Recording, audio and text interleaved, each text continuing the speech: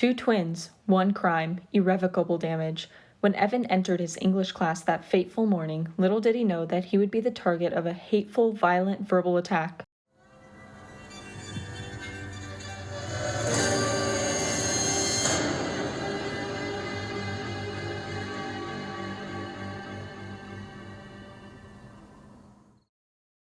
At 9:34 a.m., a student on Snapchat captured the aftermath of the incident where Evan, a fellow English 1102 student, had an outburst of unsettling rage against the class due to a heinous crime against him, calling Evan Nathaniel, or his brother's name.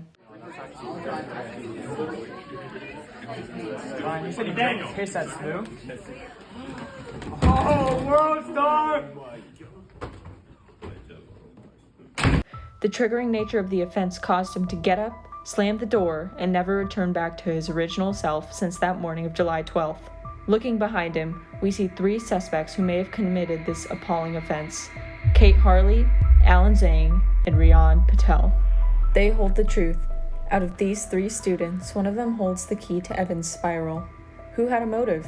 Who was willing to throw it all away to annoy a fellow classmate? With these interviews, we will figure out who did it and who will be convicted for the rest of their lives due to a simple prank. Evan Acosta, what are your thoughts on the victim? I mean, he was a pretty good roommate, but he was only a decent classmate. Decent? Yeah, decent. He's never really done anything important or of substance in my life. I mean, except his freak out, of course. That was pretty cool. That's a little insensitive, calling it a freak out. It was a terrible crime. Not really. That was callous. Did you do it? No. Why would I do it? I just thought it was funny. Then who did it? I think I heard Nathaniel. Plus, he also thinks it's a funny joke, and they're twins. Of course they're gonna fight. What about Kate? Could she have used a voice changer? I mean, why not? Maybe she did it, maybe she thought it was funny. I wouldn't deny the possibility of it. Alan doesn't seem interested in Evan, and quite frankly, anybody.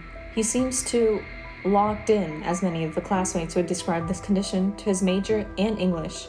In the video, he's also seen talking to Evan, so Evan missing him calling the wrong name would be quite impossible. And what is your relationship to Evan Acosta? He's my bro, a great friend. How long have you two been bros? Since Ignite, he's been very helpful, and I'm really pissed that this happened to him. Did you do it? No, why would I do it? I said he's my bro. But I'm pretty sure Nathaniel did it. Nathaniel would never do that. Why would he call his own brother's name? I don't know, maybe Kate did it. Her voice messed up fine.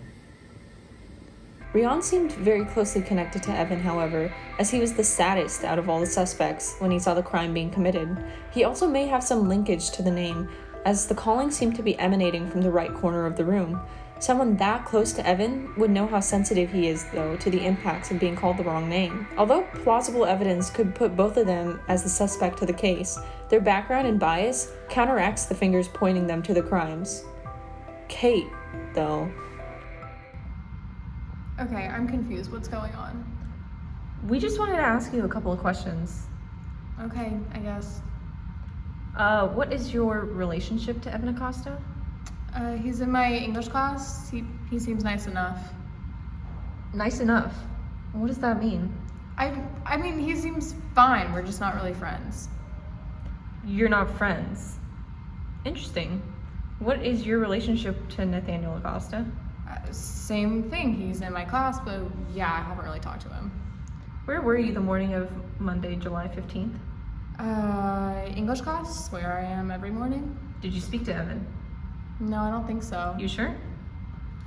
Maybe I said hi, I don't know. Which one was it? Okay, look, I don't know. Why are you asking me all these questions? Can you say, hey, Nathaniel?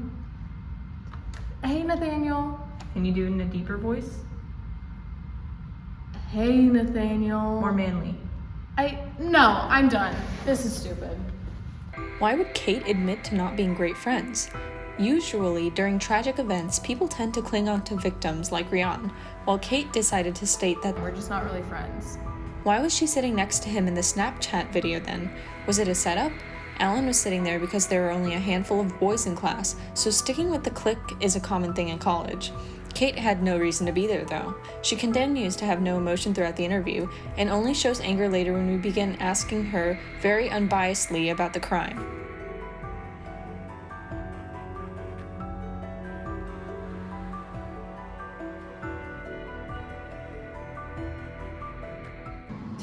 I will be snooping through her room to figure out what's going on inside of her mind.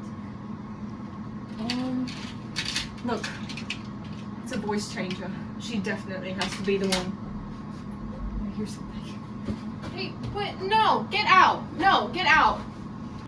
Well, it can't be clear that Kate suffers from some sort of anger issues looking at the clips, especially towards Evan.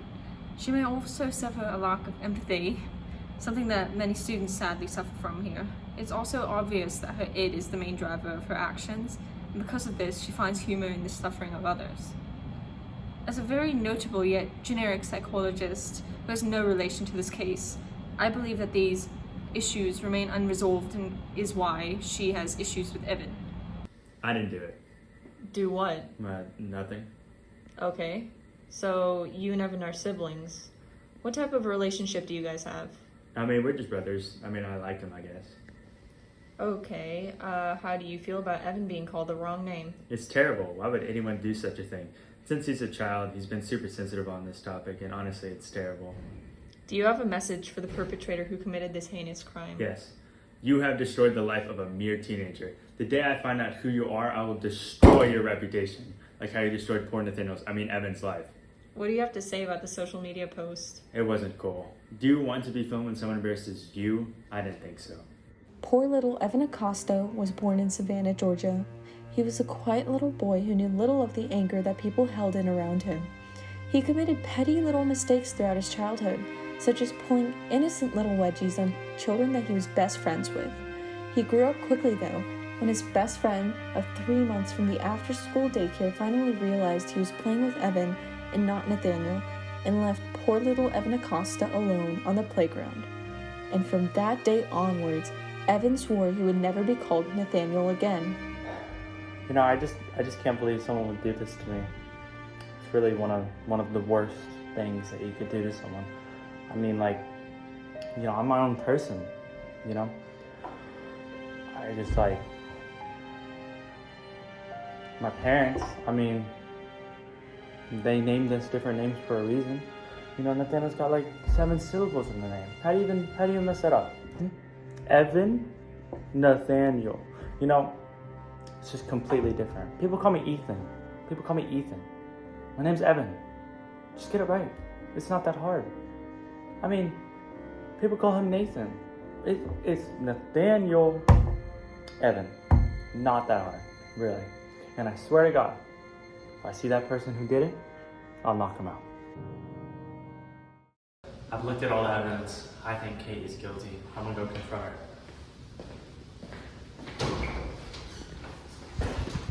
Why'd you do it? Why'd you do it? What did I do? There's no reason for it. It's What? completely worth Is it. it that stupid name thing? Yeah, it's a No, stupid name no, thing. back up, calm down. Are you stupid? I did it. Evan has been in pure distress ever since the incident that ensued on July 15th, 2024 in room 134 at the Swan Building. His life will never be the same.